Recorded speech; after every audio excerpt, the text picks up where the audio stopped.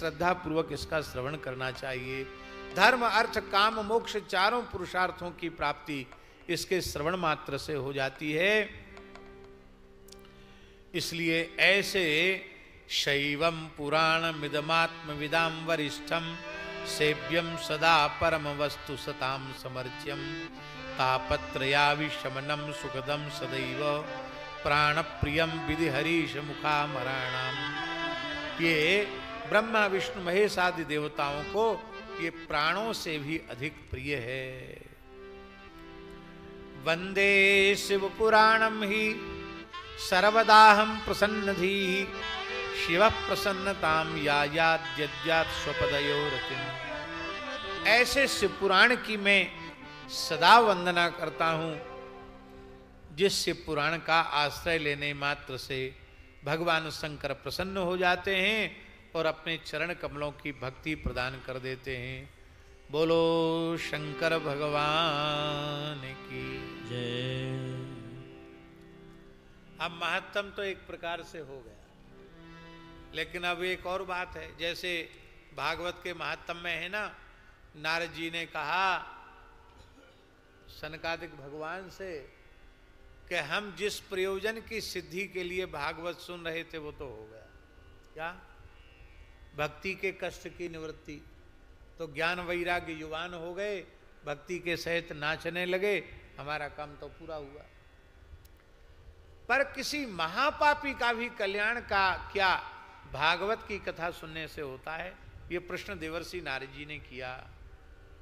तो सनकादिक भगवान ने उसके उत्तर में यह कहा कि महाराज जीते जी नहीं, कोई महापापी महापाप कर्म से भयंकर प्रेत योनि में चला जाए और उस प्रेत शरीर से भी कथा सुन ले तो भी उसका कल्याण हो जाता है। ताली मत बजाओ, इसका अर्थ है मत समझ लेना कि जीते जी नहीं सुनेंगे, चाहे जो उटपटांग काम करेंगे, प्रेत बनने के बाद सुनेंगे फिर मुक्त हो जाएंगे। अरे भैया, प्रेत तो बन जाओगे, फिर कोई गोकर्ण जी के जैसा कथा सुनाने वाला नहीं मिला तो उसी प्रेत योनि में पड़े रहना पड़ेगा, मुक्त नहीं हो पाओगे। इसलिए ये कभी प्रमाद नहीं करना कि हम मरने के बाद भूत प्रेत बन के सुन लेंगे। नहीं नहीं, जीते जी सुनो। तो भूत प्रेत क्यों बनना पड़ेगा? नहीं बनना पड़ेगा। भगवान की कथा प्रमाद रहित होकर के सुनना चाहिए। ऐसा ही प्रश्न सौनक जी कर रहे हैं कि हे भगवान, आपने शिव महापुराण का महात्म्य बड़ा सुंदर सुनाया। ये कथा पापनाशनी है, मन को पवित्र करने वाली है, शिव जी को प्रसन्न करने वाली है। भगवान, ये बात तो हमारी समझ में आ गई है, लेकिन के विशुद्ध्यन्त्यनया कथया पापिन कलौ बदतान कृपया सूतो कृतार्थम भुवनं कुरु। पर हम ये सुनना चाहते हैं कि कलयुग में इस कथा को सुनकर कौन कौन पवित्र पापी पवित्र हुए हैं, कृपा पूर्वक आप बताइए। और महाराज जी, सूत जी ने पापियों की, पाप कर्मों की पूरी लिस्ट पढ़ दी, पूरी सूची, कोई पाप बाकी नहीं छोड़ा।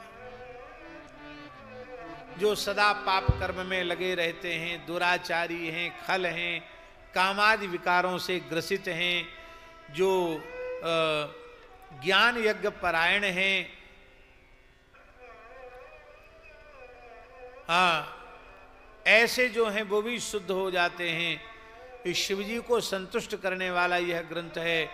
जो तृष्णा से व्याकुल हैं, सत्य से हीन हैं, पिता माता की निंदा करने वाले, अपराध करने वाले हैं, दंभी हैं, हिंसक हैं, वे भी शिव पुराण के श्रवण से शुद्ध हो जाते हैं। जो अपने वर्ण धर्म आश्रम धर्म का पालन नहीं करते हैं, मात्सर्य का के कारण जो अपना सर्वनाश कर लेते हैं, ऐसे लोग भी इसको सुनकर के पवित्र हो जाते हैं। कितनी ऊंची बात है। मनुष्य मात्सर्य के कारण अपना सर्वनाश कर लेता है। किसी के उत्कर्ष को देखकर, उन्नति को देखकर प्रसन्न हो, मन में जलो मत, उसका तो कुछ नहीं बिगड़ेगा, तुम्हारा सर्वनाश जरूर हो जाएगा, तुम्हारा बंटाढार जरूर हो जाएगा।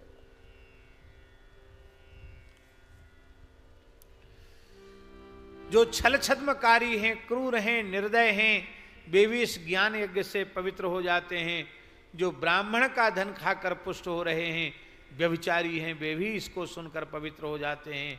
और महाराज जी जो मलिन हैं, देवता का द्रव्य खाने वाले हैं, वो भी पवित्र हो जाते हैं। महाराज इसकी बड़ी भारी महिमा है। इस संबंध में श्री सूत जी महाराज एक इतिहास सुना रहे हैं। अब ये कथा है, बहुत ध्यान से सुनना।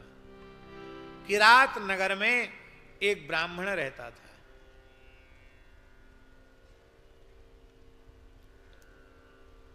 ब्राह्मण कैसा था?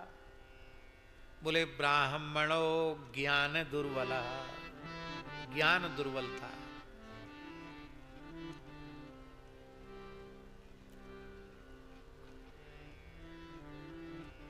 देखो, साधु ब्राह्मण शरीर से चाहे जितने दुर्बल हों, पर इन्हें कभी ज्ञान दुर्बल नहीं होना चाहिए।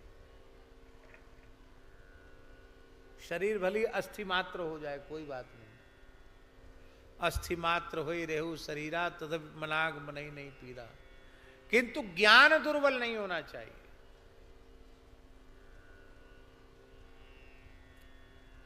ब्राह्मण के लिए सबसे बड़ा भारी दुर्भाग्य है उसका ज्ञान दुर्बल होना, उसमें ज्ञान न होना।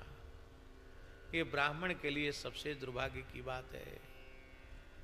ज्ञान दुर्बल था ये ब्राह्मण, दरिद्र था, रस बेचने वाला था, रस विक्रेता। अब तो ब्राह्मण भी व्यापार कर रहे हैं, आपद धर्म है, किसी को मना नहीं है, मना करने से होगा क्या? भौतिक युग है, अर्थ प्रधान युग है।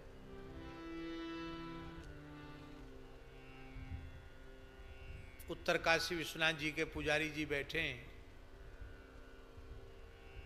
आज कहीं किसी जगह बीज रूप में शिलोंच वृत्ति से निर्वाह कोई ब्राह्मण करता हो तो भगवान जाने।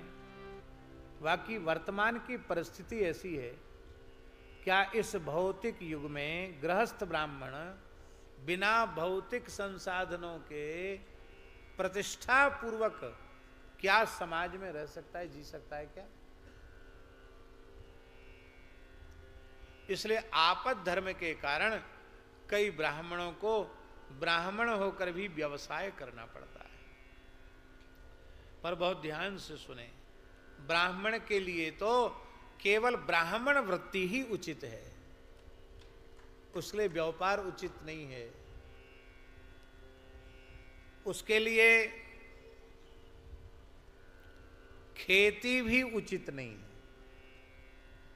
क्योंकि हलांतम ब्रह्म गच्छति, ब्रह्म तेज तब तक रहता जब तक हल्की मूठ नहीं पकड़ता। हल्की मूठ पकड़ी कि ब्रह्म तेज गया, ब्रह्मत्व गया।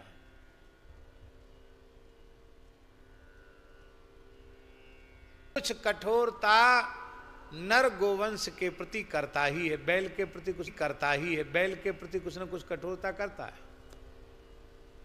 हल जोतने में भी अब दाएं कर रहा है बैल, मुंह पे मुसी का बंधा हुआ है, न बोल सकता, प्यासा है तो न पानी मांग सकता, और मुंह पर मुसी का बांध दिया, उसी के ऊपर चल रहा है, खा नहीं सकता एक गिलास। तो वृषभ जो है वो धर्म का स्वरूप है, और ब्राह्मण भी धर्म का स्वरूप है।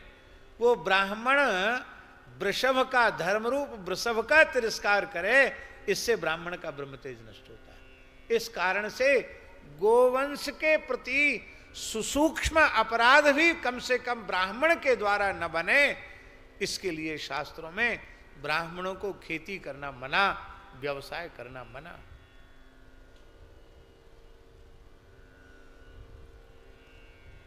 और कथनचित यह भी कर ले तो भी रस विक्रय करना तो बहुत निषेध है। रस विक्रय का अर्थ है ब्राह्मण को, महाराज जी शास्त्रों में यहां तक लिखा है, प्राण संकट में आने पर भी, अत्यंत विपत्ति पड़ने पर भी जो ब्राह्मण दूध, दही अथवा घी 3 दिन तक बेच दे तो 3 दिन में ही उसका ब्रह्मत्व नष्ट हो जाता है। फिर प्रायश्चित करे तो फिर उसकी शुद्धि हो। नमक नहीं बेचना, तेल नहीं बेचना, रस नहीं बेचना, इसको रस विक्रय कहते हैं। साहूकार भी नहीं कि कोई हमको हर महीने कुछ देता हो, तो हम तो केवल आपकी बात मानकर सेवा में लगे हैं। तो हम लोगों को गौ सेवा के लिए ही कई बार दूध अथवा घी बेचना पड़ता है। तो आपने तो ऐसी बात कह दी, अब हम क्या करें। तो हमने उनको कहा कि चलो ठीक है, आपद धर्म मान करके बेच लो, पर उसका प्रयोग, उस धन का प्रयोग अपने परिवार के ऊपर बहुत जरूरी है। संध्या ये न विज्ञाता संध्या ये नानुपासिता शूद्रवत बहिष्कार्य सर्वस्मात् द्विजकर्मणा। कहते हैं जो संध्या नहीं जानता, संध्योपासन नहीं करता, उस ब्राह्मण को वह वैदिक कर्म से बहिष्कृत कर देना चाहिए। ये तो महाराज पक्का व्यवसायी था, न स्नान समय से करता न संध्या करता। संध्या स्नान परिभ्रष्टो वैश्य वृत्ति परायण। ब्राह्मण होकर भी वैश्य वृत्ति परायण था। इसका नाम था देवराज, और इतना उच्च कोटि का ठग था, विश्वस्त जन वंचक। पहले व्यक्ति को विश्वास में ले लेता था, फिर ठग लेता था। ऐसा था महाराज जी, लेता था। और सबसे बड़ा वह ठग जो ठग की खिचड़ी खाए। तो वैश्य तो सबको ठगते हैं व्यापार में, पर ये इतना उच्च कोटि का था कि वैश्यों को भी ठग लेता था महाराज जी, शूद्रों को भी ठग लेता था।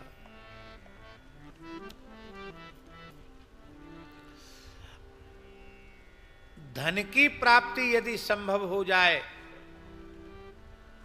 धन की प्राप्ति के लिए ये ब्राह्मण, क्षत्रिय, वैश्य, शूद्र किसी की भी हत्या में संकोच नहीं करता था। बस धन मिलना चाहिए।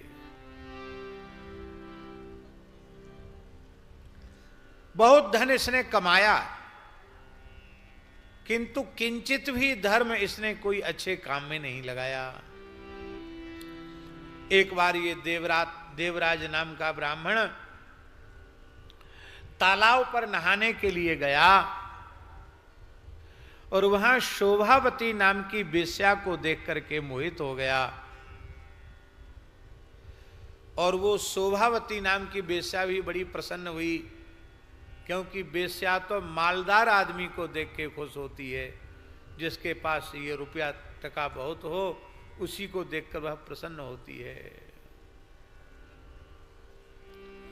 अब व्यक्ति क्या करता है, बहुत ध्यान से सुनो। व्यक्ति अपने खून पसीने की कमाई उसको देता है।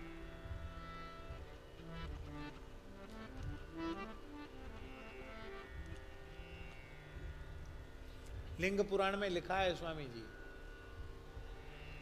कि मनुष्य अपने प्राण हथेली पर रख करके धन का अर्जन करता है। आप धन कमाने के लिए घर से बाहर निकलते हो तो अपने प्राण हथेली पर लेकर निकलते हो। कहां क्या घटना घट जाए कोई पता है?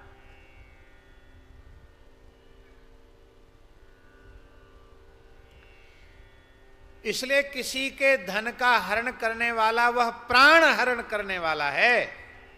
इसलिए जो व्यक्ति जितनों का धन हरण करता, लिंग पुराण में लिखा है, उतने प्राणियों के प्राण हरण का पाप उसे लगता है। यहां तक कि लिखा है कि यति, चतुर्थाश्रमी व्यक्ति, साधु, सन्यासी, उसके लिए सबसे बड़ा पाप है स्त्री का सेवन करना।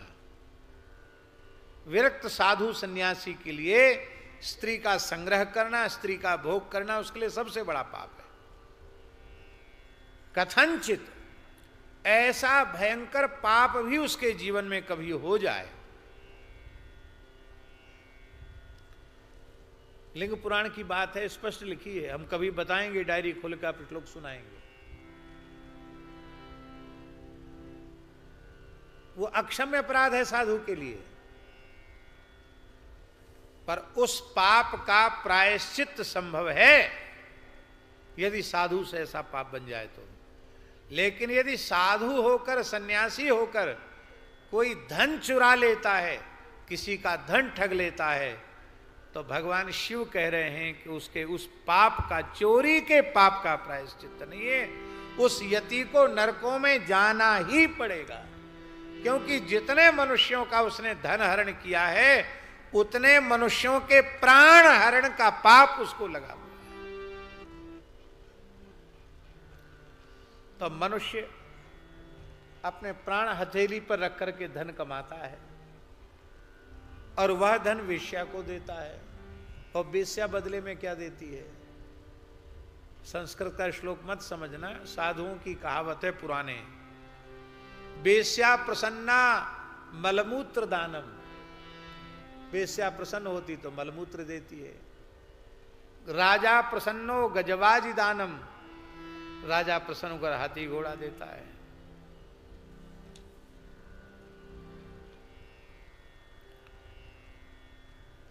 और साधु, एक साधु सही श्लोक होते हैं कुछ, ये साधु सही श्लोक है। साधु प्रसन्नम हरिभक्ति दानम, साधु प्रसन्न होता है तो हरिभक्ति देता है। तो वेश्या की प्रसन्नता से भी आपको मिला क्या? आपने प्राण हथेली पर रख करके धन कमाया और अपने प्राण दे दिए धन के माध्यम से, और उसने अपना मलमूत्र का शरीर ही तो तुमको दिया, मलमूत्र का ही दान किया। वेश्या गमन महापाप है। उस वेश्या ने भी प्रसन्न होकर कहा कि बहुत मालदार ब्राह्मण मिल गया, प्रेम हो गया, और उस ब्राह्मण ने उस वेश्या को अपनी पत्नी बना लिया। वेश्या ने भी स्वीकार कर लिया। अब तो अपना घर द्वार छोड़ के उसी के यहां रहने लग गया। माता पिता और पत्नी के रोकने के बाद भी इसके आचरण में सुधार नहीं आया। इस दुष्ट देवराज ने देखा कि ये मेरी पत्नी और ये मेरे माता पिता, ये हमको उस वेश्या से मिलने में बाधा उत्पन्न करते हैं। तो उस दुष्ट ने सोए हुए अपने माता पिता को मार डाला, अपनी पत्नी को भी मार डाला, और सारा धन लेकर वेश्या को दे दिया। अभक्ष भक्षण करता, मद्यपान करता, और एक पात्रे सदा भौक्षित सवेश्यो ब्राह्मणाधमा, वह एक पात्र में भोजन करने लग गया।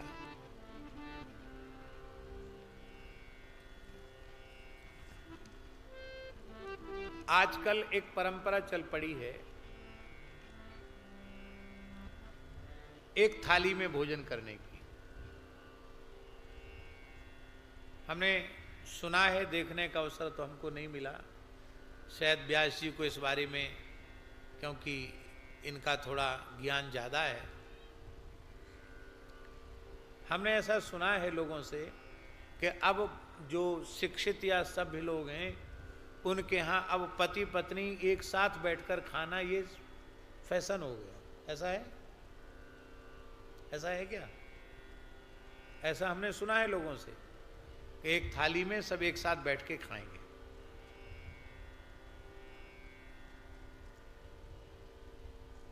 पत्नी के साथ, स्त्री के साथ एक पात्र में भोजन करना धर्म शास्त्र की दृष्टि से अति निषिद्ध कर्म है। हमने अपने बचपन में देखा है, पतिव्रता माताएं अपने पति के भोजन करने के बाद उनकी थाली में जो प्रसाद अवशिष्ट रह जाता था, उसको श्रद्धा पूर्वक लेती थी, तब भोजन करती थी।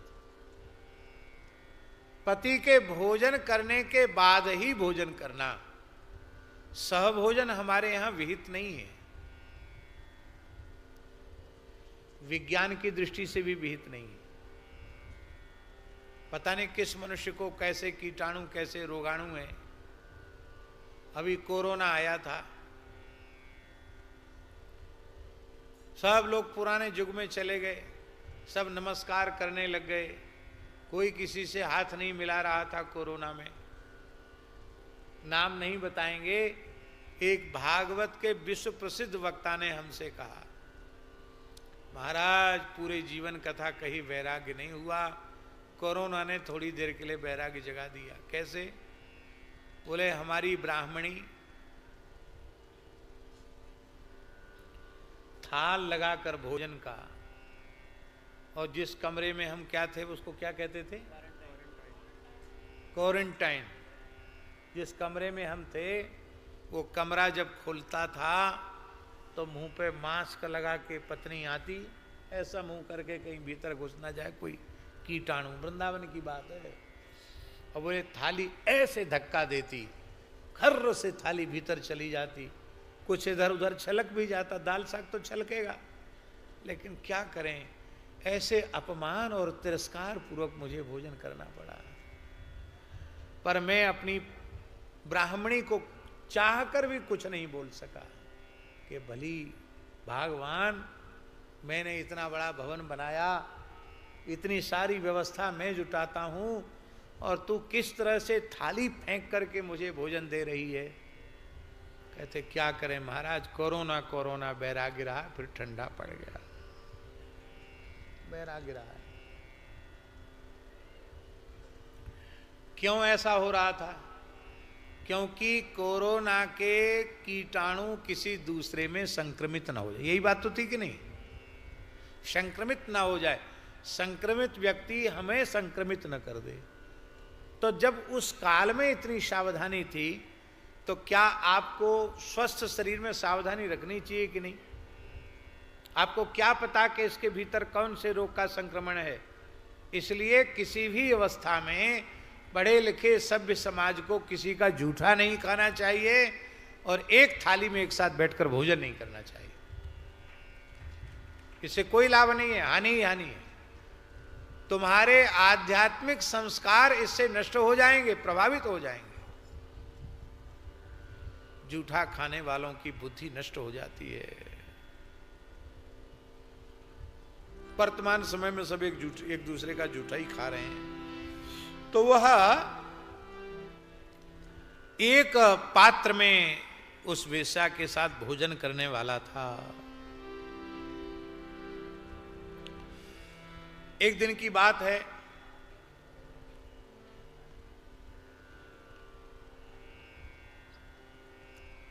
ये देवराज नाम का ब्राह्मण दैव योग से प्रतिष्ठानपुर चला गया। प्रतिष्ठानपुर जानते हो किसको कहते हैं?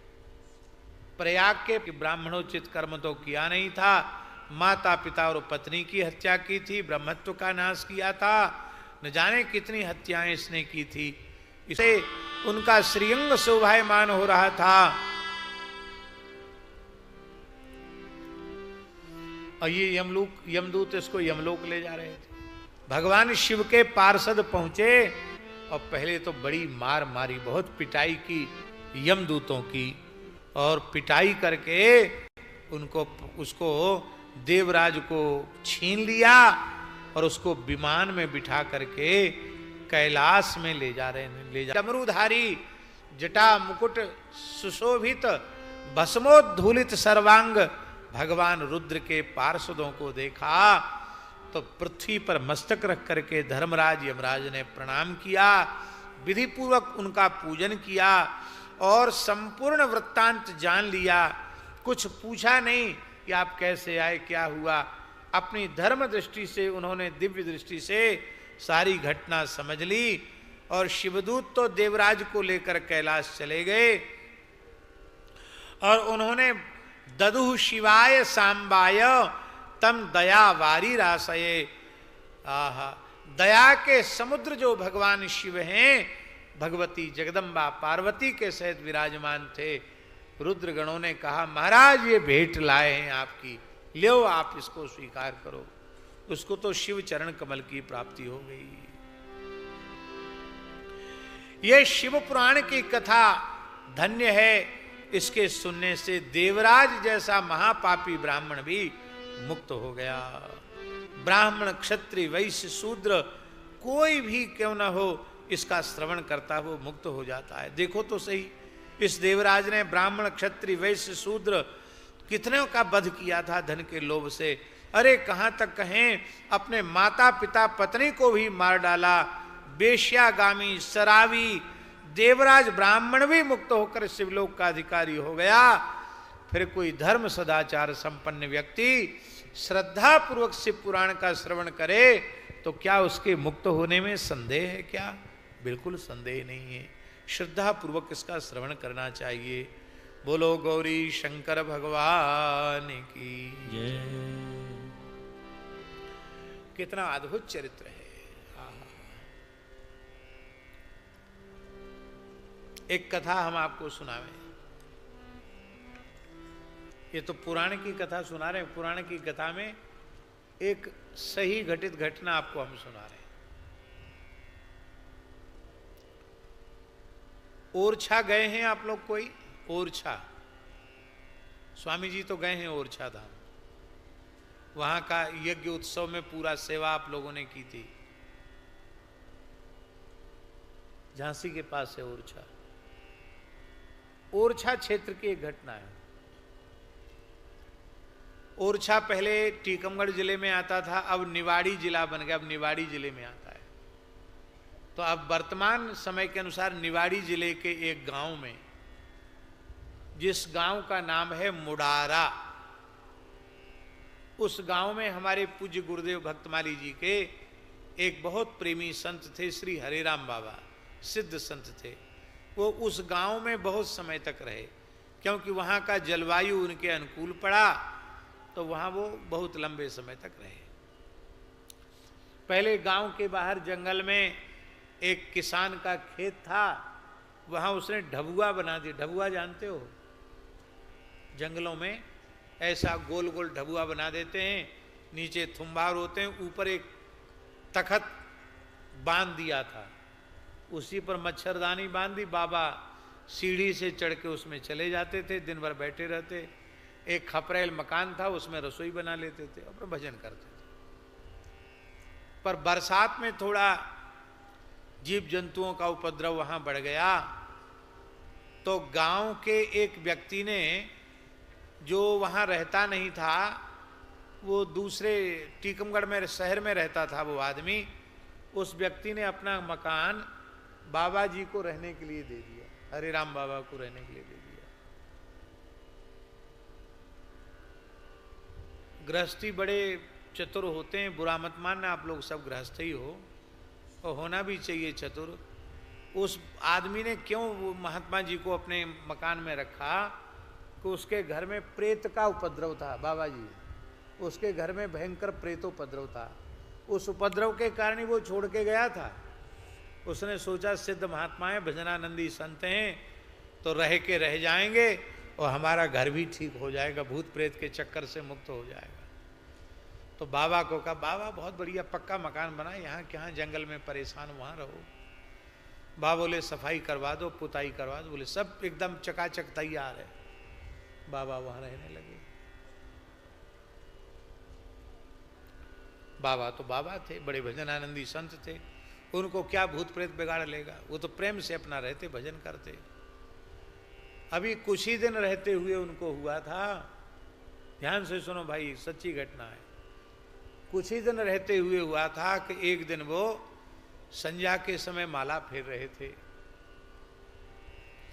और उनके सामने सब भूत प्रेत नाचने लग गए। ओ तरह तरह के बाजे बजे, चीखें चिल्लावें, भूत भूतनी सब नाचें। बाबा बोले वाह ये वाह, ये तमाशा तो खूब है, इस घर में बहुत भूत प्रेत रहते हैं। बाबा शांत भाव से तमाशा देखते रहे, माला फेरते रहे।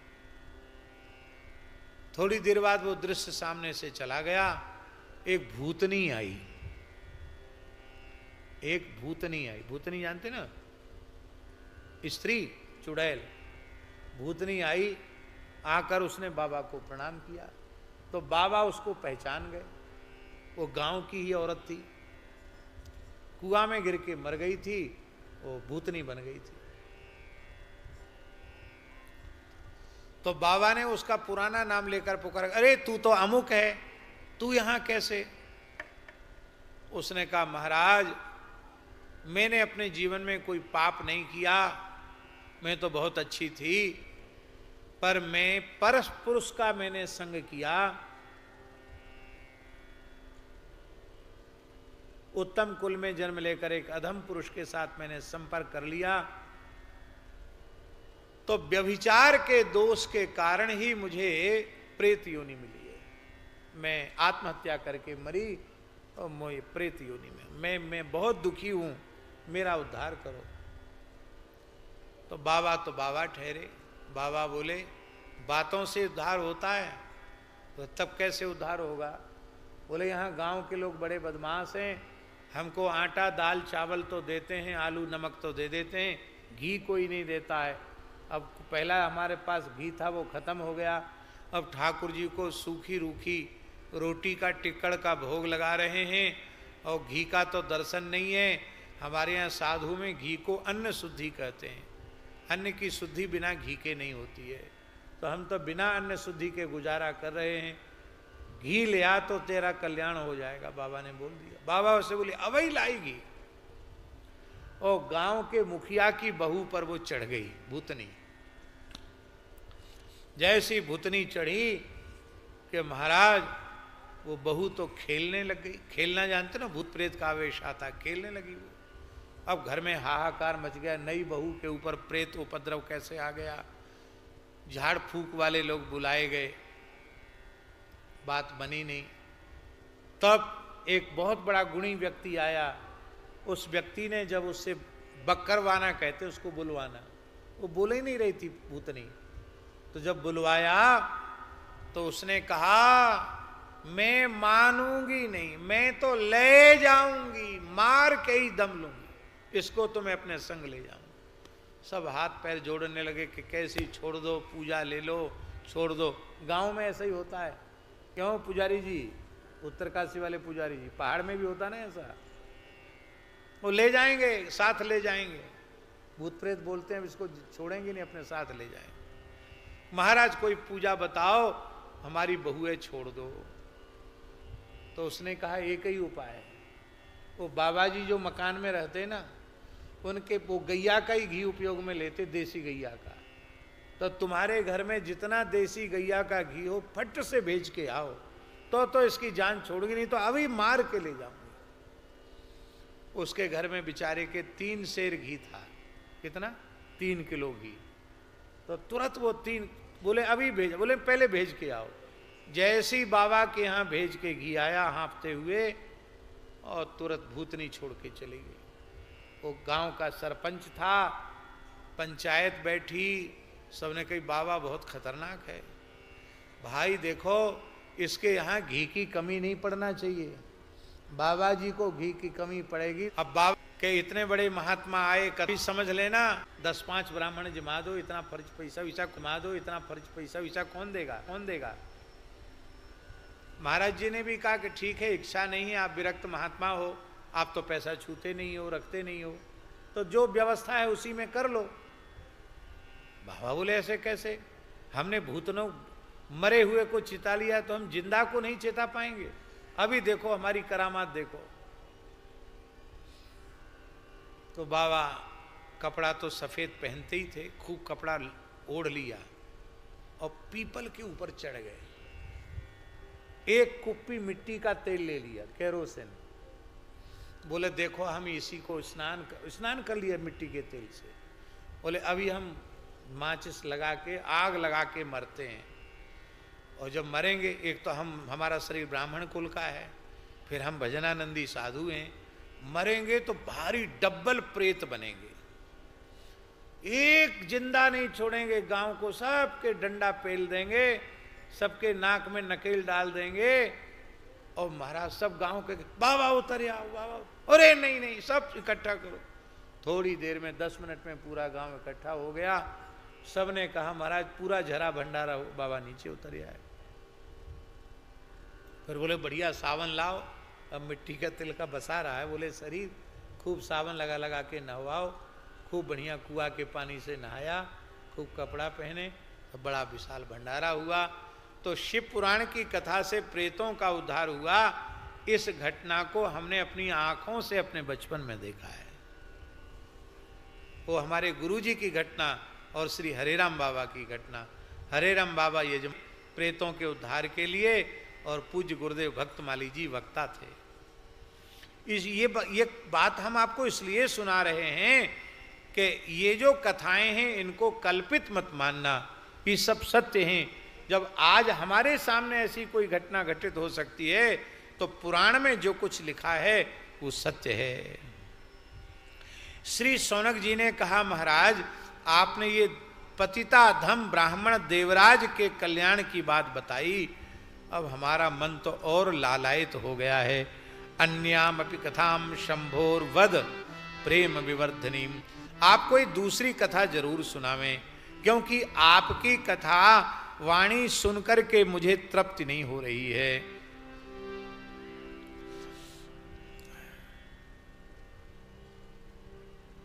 सूत जी ने कहा समुद्र के तट पर, समुद्र तटवर्ती प्रदेश में एक बास्कल नामक गांव था, जिसमें भयंकर पापी लोग निवास करते थे। वैदिक धर्म से शून्य थे।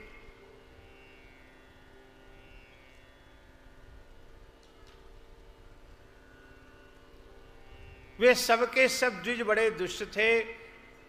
उनका मन दूषित विषय भोग में लगा रहता था। कुटिल वृत्ति वाले थे, किसानी करते थे, हथियार रखते थे, परस्त्री गमन करते थे, पशु बुद्धि वाले थे।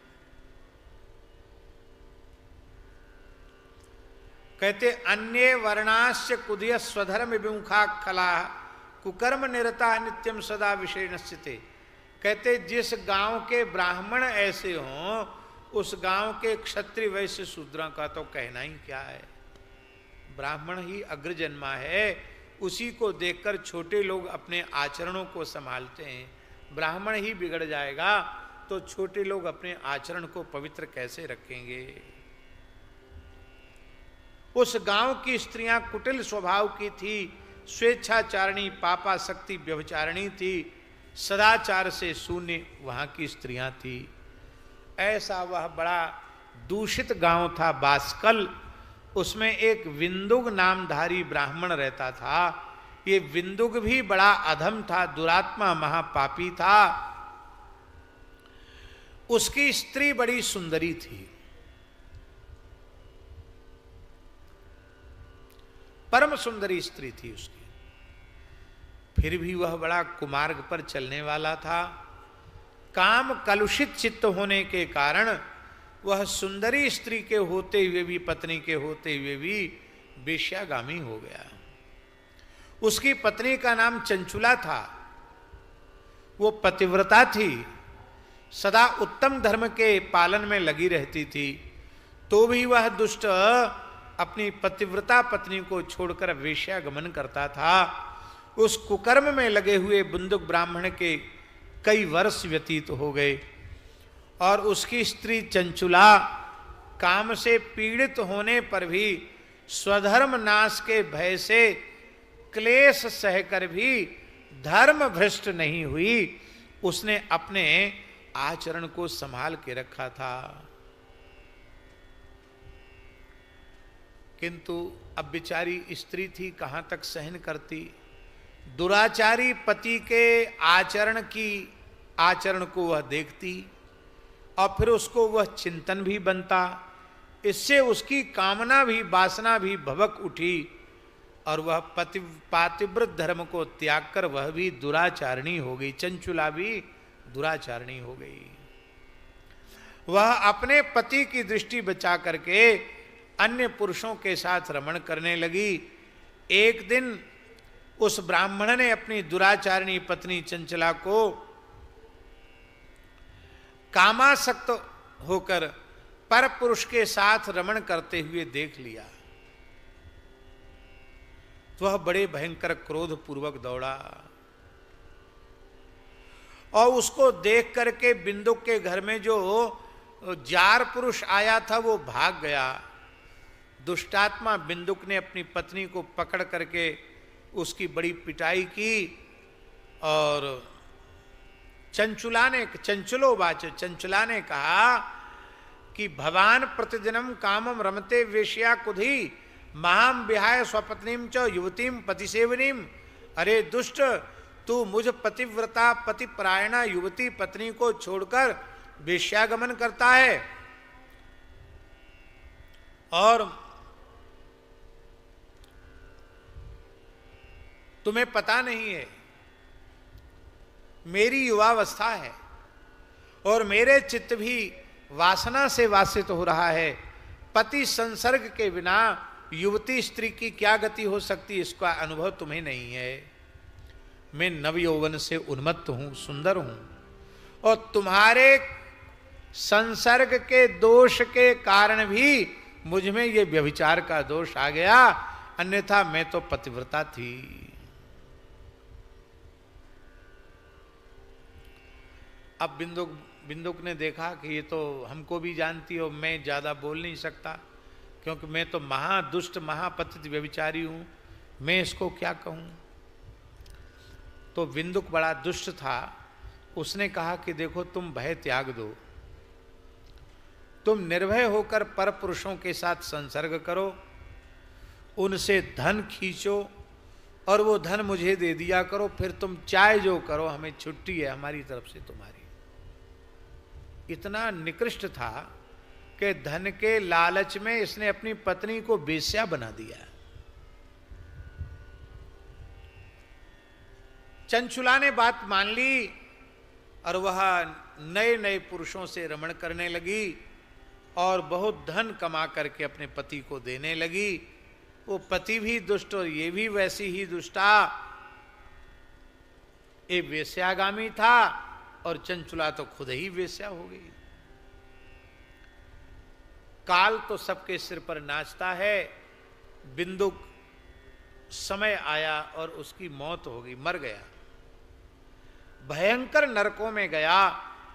बहुत दिनों तक नरकों का दुख भोगने के बाद विंध्याचल पर्वत पर ये भयंकर पिशाच योनि में चला गया, पिशाच योनि। और दुराचारी बिंदुक के मरने के बाद चंचुला अपने मूढ़ पुत्रों के साथ कुछ दिन तो घर में रही, बाद में उसने अपने घर को छोड़ दिया और वह भी इधर उधर भटकने लग गई। एक समय की बात है, वह अपने ज्ञाति कुटुंबी लोगों के साथ, भाई बंधुओं के साथ गोकर्ण क्षेत्र में गई। ये गोकर्ण क्षेत्र कर्नाटक में ही है ना, गोकर्ण क्षेत्र शिवजी का क्षेत्र है। गोकर्ण क्षेत्र में गई, वहां तीर्थ के जल में इसने स्नान किया और किसी देवालय में इसने देखा कि एक ब्राह्मण भगवान शिव की कथा कह रहे हैं, शिव पुराण की कथा कहने लगे।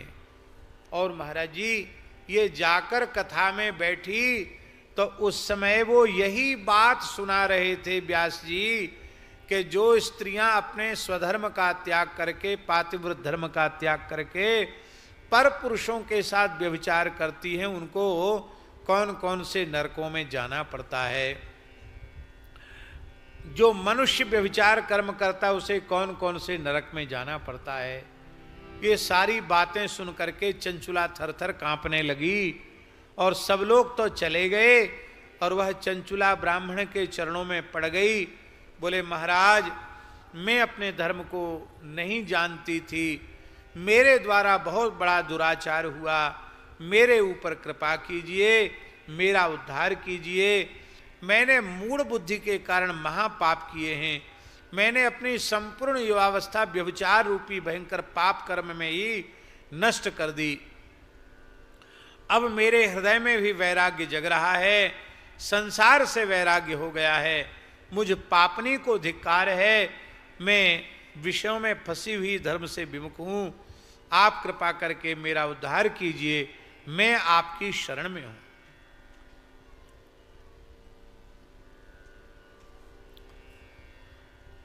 रोने लगी।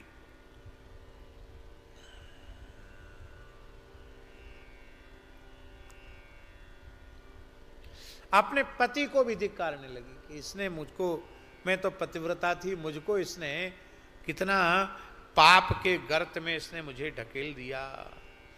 और अंत में निर्वेद उसके मन में उत्पन्न हुआ, तो उसने कहा किं करोमि क्व गच्छामि किं वा शरणमाश्रये कस्त्रायते माम लोकेस्मिन् पतंती नरकार्णवे। मैं कहाँ जाऊं, किसकी शरण में जाऊं, इस नरक के कुंड में गिरती हुई मेरी रक्षा कौन करेगा। हे ब्राह्मण, त्वं मे गुरुः ब्रह्मस्त्वं माता त्वं पितासि च उद्धरोद्ध माम दीनां त्वामेव शरणं गताम्। इसी को कहते हैं गुरु प्रपत्ति, गुरु शरणागति। ब्राह्मण की गुरु भाव से शरणागति की। आप मेरे गुरु हैं, हे ब्राह्मण देवता, आप मेरी माता हैं, आप मेरे पिता हैं, मैं दीना आपकी शरण में हूं, आप कृपा करके मेरा उद्धार कीजिए, मेरा उद्धार कीजिए।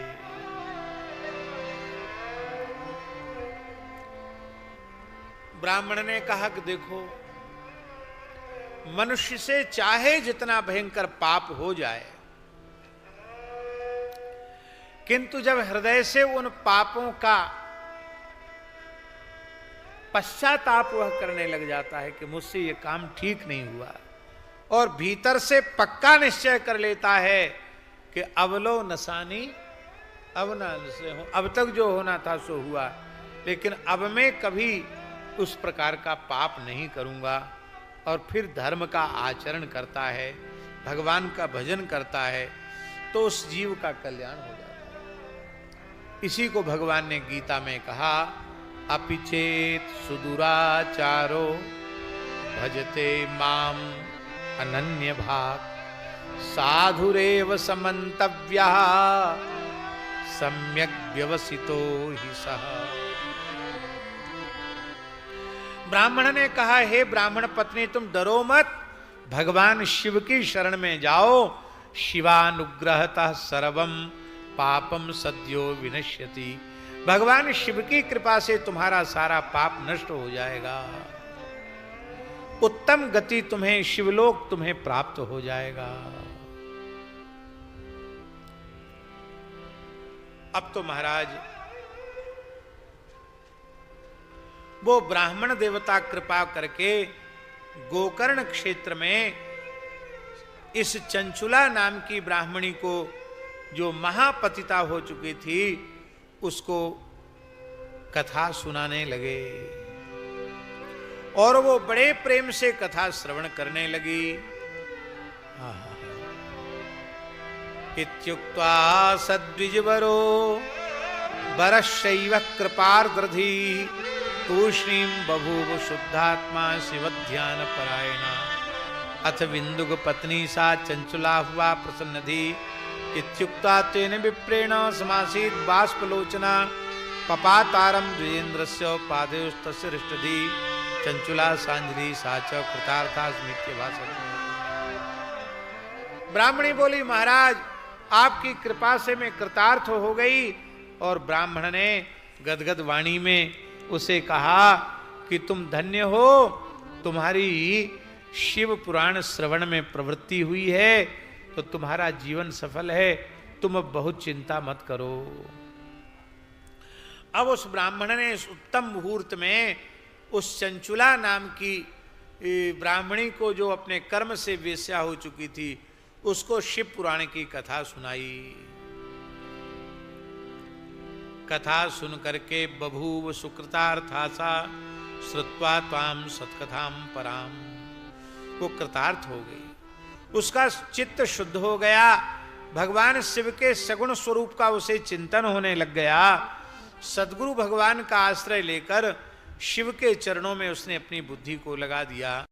वो प्रतिदिन गोकर्ण तीर्थ के जल में स्नान करती, उसके केश जटाबल हो गए, वलकल वस्त्र धारण करती, संपूर्ण शरीर में भस्म लगाती थी, रुद्राक्ष के आभूषण धारण करती थी और निरंतर शिव नाम जप करती थी। शिव शिव शिव शिव शिव शिव शिव शिव निरंतर जपती थी। गुरु के बताए हुए मार्ग से चल करके वो शिवोपासना में प्रवृत्त हो गई और बहुत सा समय उसका व्यतीत हो गया। अब तो शिव भक्ति से विशुद्ध होकर बिना किसी कष्ट के उसने अपने देह का त्याग किया। और महाराज जी यहां स्पष्ट लिखा हुआ है कि भगवान शिव के पार्षद दिव्य विमान लेकर के आए और नीता शिवपुरीम सद्यो ध्वस्त सर्व मलाचसा, शिवलोक ले गए। वहां दिव्य रूप धरा दिव्या दिव्या वयवशालिनी चंद्रार्क शेखरा गौरी विलसत दिव्य भूषणा, उसका दिव्य स्वरूप हो गया, वह दिव्यांगना हो गई। उसके मस्तक पर अर्धचंद्र का मुकुट था, गौरांग देह वाली वह अत्यंत सुंदरी देवी बन गई। उसने देखा कि शिवलोक में भगवान शिव रत्न वेदी पर विराजमान हैं, ब्रह्मा विष्णु आदि देवता भगवान शिव की उपासना कर रहे हैं, गणेश भृंगी नंदीश वीरभद्रेश्वर आदि गण भक्ति पूर्वक शिव जी की उपासना कर रहे हैं। भगवान शिव का स्वरूप बड़ा अद्भुत है। उपास्यमानम सद्भक्त्या कोटि सूर्य समप्रभम, करोड़ों सूर्य के समान प्रभा उनके श्रीअंग से निकल रही है। नीलग्रीवम पंचवक्त्रम त्र्यंबकम चंद्रशेखरम वामांगे बिभ्रतम गौरीम विद्युत पुंज समप्रभाम। भगवान शंकर की ग्रीवा नील है, 5 मस्तक हैं, 3 नेत्र हैं। चंद्रशेखर भगवान, उनके वामांग में भगवती जगदम्बा पार्वती विराजमान हैं जो गौरवर्ण की हैं और विद्युत कांति के समान उनके शरीर से प्रभा निकल रही है। कर्पूर गौर भगवान शिव हैं, संपूर्ण अलंकारों से युक्त हैं और सुंदर भस्म रमाए हुए हैं और सुंदर श्वेत वस्त्र धारण किए हुए हैं। बहुत सुंदर भगवान शिव की शोभा है। शंकर जी का दर्शन करके, भगवती जगदम्बा पार्वती का दर्शन करके वह चंचुला, दिव्य रूप धारणी चंचला आनंदोन्मत्ता हो गई, बारंबार चरणों में प्रणाम करने लगी। उसके नेत्रों से प्रेमाश्रु जल बहने लग गया। उस समय भगवान शंकर ने बड़ी करुणा के साथ उस चंचुला को अपने पास बुलाया, अपनी प्रेम भरी दृष्टि से देखा और श्री पार्वती जी ने उसको अपनी गलवहियां देकर, गलवहियां जानते हैं कंठाश्लेष, हाथ दे करके उसको अपनी प्रिय सखी बना लिया। अब तो वह ज्योतिर्मय शिवलोक में निवास करती हुई परम सुख का अनुभव करने लगी। बोलो गौरी शंकर भगवान की जय।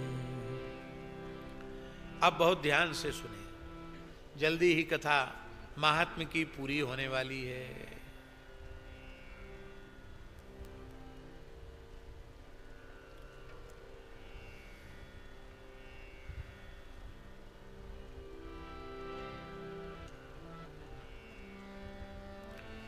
उत्तम श्रोता का लक्षण है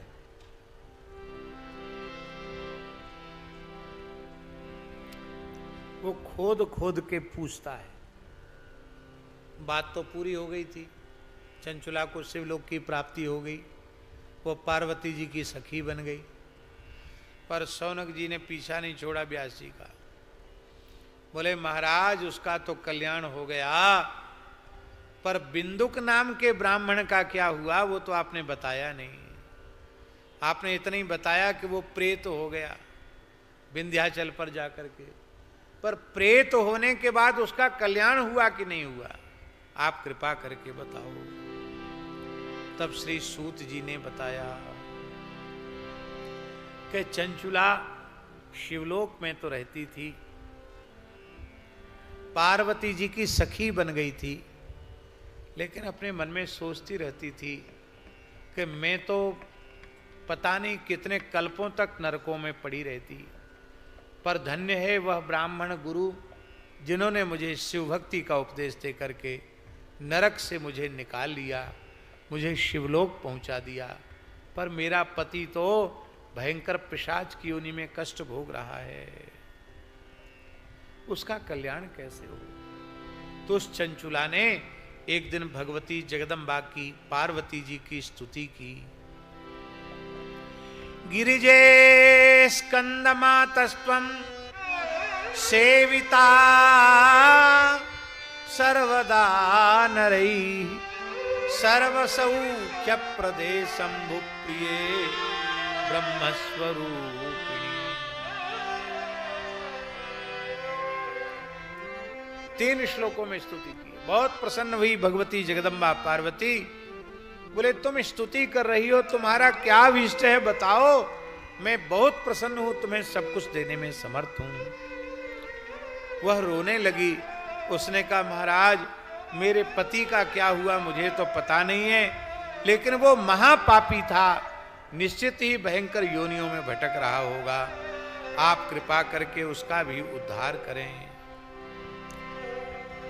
गिरिजा भगवती पार्वती बड़ी प्रसन्न हुई और उन्होंने कहा कि तेरा पति बिंदुक वो तो महापापी था, भयंकर नरक में गया और नरकों को भोगने के बाद शेष पाप भोगने के लिए विंध्याचल में पिशाच की योनि में पैदा हुआ है और भयंकर वह हवा पीता हुआ, बहुत कष्ट सहता हुआ वो विंध्याचल पर भटक रहा है। अब तो चंचुला बहुत दुखी हो गई। उसने कहा महाराज हे भगवती जगदम्बा आप मेरे पति का उद्धार करें।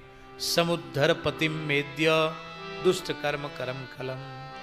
पार्वती जी ने कहा कि भगवान शिव की कथा उसका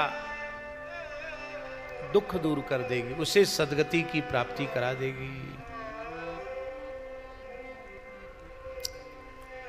भगवती जगदम्बा पार्वती ने संकल्प किया और गंधर्वराज तुम्बुरु का, जो बहुत बड़े गवैया हैं, तुम्बुरु का आवाहन किया और उनको कहा कि तुम शिव पुराण की कथा विंध्याचल पर जाकर इसके पति के उद्धार के लिए सुनाओ।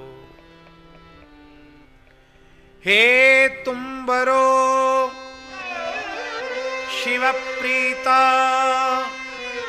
मम मानस कारक सहानया विंध्य शैलम भद्रम ते गच्छ सत्वरम। तुम इसके साथ विंध्याचल चले जाओ, चंचुला के साथ इसके पति का उद्धार करो। अब तो महाराज गंधर्वराज तुम्बुरु पार्वती जी की प्रिय सखी चंचुला के साथ वहां आए और आकर के उन्होंने शिव पुराण की कथा को वीणा पर गाना आरंभ किया।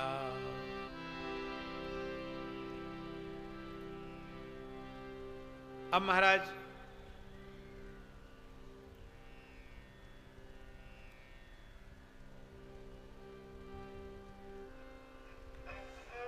जब वो विंध्याचल पर गंधर्वराज तुम्बुरु के साथ चंचुला गई तो वहां देखा बड़ा विशाल काय प्रेत था, पिशाच था, कभी हंसता था, कभी रोता था, कभी तरह तरह की आकृति बनाता था। अब वो महाराज कथा सुनना नहीं चाहता था। ये भी विचित्र बात है। यहां एक विशेष बात है, धुंधुकारी तो कथा सुन के मुक्त होना चाहता, ये मुक्त ही नहीं होना चाहता, ये कथा सुनना ही नहीं चाहता। अब जिसके उद्धार के लिए कथा सुनानी वही बैठने के लिए तैयार नहीं, तब क्या करें। तब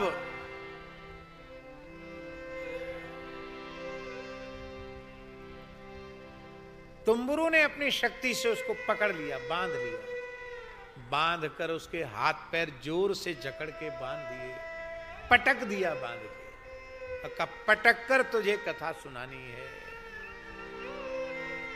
एक विनीत जी महाराज थे, बुंदेलखंड के बहुत बड़े वक्ता थे अपने समय के। हमारे महाराज जी भक्तमाली जी ने भी उनकी कथा सुनी। बुंदेली भाषा में बोलते थे। तो कहते थे, किसी गांव में कथा कहने जाते तो रात में होती थी कथा, दिन में तो लोग खेती किसानी में काम करते। अब दिन भर का थका हुआ आदमी घर में ब्यारू करके आया और राम कथा सुनने आएगा तो सोएगा वहां, क्या करेगा? तो बीच बीच में हल्ला गुल्ला मचा के जगाते, कीर्तन कराते और कहते, हम तो बेलन को नौन देवे आए। बैलों को नमक देने, बैलों को नमक दिया जाता ना, तो दो चार लोग उसको पकड़ लेते हैं, उसका मुंह फाड़ते हैं, जबरदस्ती मुंह में पुंगा डाल के, बांस का पोला बांस डाल के और नमक घोल के बैल को पिलाते हैं। तो कहते बैल नमक पीना नहीं चाहता, पर बैल स्वस्थ रहे इसके लिए उसको नमक पिलाया जाता है। कहते ऐसे हम तो बलपूर्वक तुमको कथा सुनाने आए, तुम सुनो चाहे मत सुनो, हम तो बैलन को नौन देने आए, ऐसा बोलते थे। महाराज जी बड़े प्रसन्न होते थे उनकी इस बात को सुन करके।